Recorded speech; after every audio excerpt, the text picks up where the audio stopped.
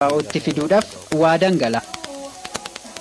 Atile dartima kabira kujetu Oto wali galle famulu mudola Kutiya bashatu kale kanatu Anile dartuma sagantaa televizyinii Oromiyaa qophii bohaartii irratti gurbaa karaarra bulu tokko argine yoo asuufsiisu akka isa gargaartu nu bilbilte. Mee jalqaba guyyaa jalqaba argisu sammee maal sitti dhagahame gurbaas?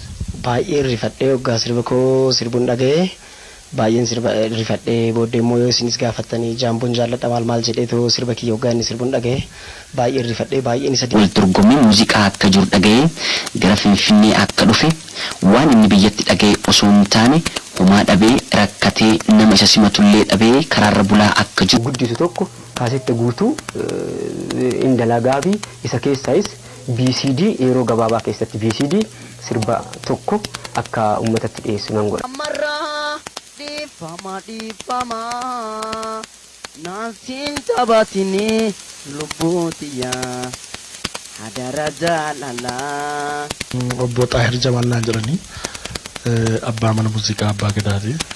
Walaloo inni yoo qabaate ilaallaa fi walaloo inni mataa isaatii qopheeffate yoo jiraate ilaallaa yoo walaloo isaa sirrii dhate sanuma fudhannaa yoo inni hin taane warra ogummaa kana immoo qaban immoo ilaalchifne akka isaan tottolchaniif goone hojii gaariidhaan uummatatti akka inni dhiyaatudha fedhiin keenya.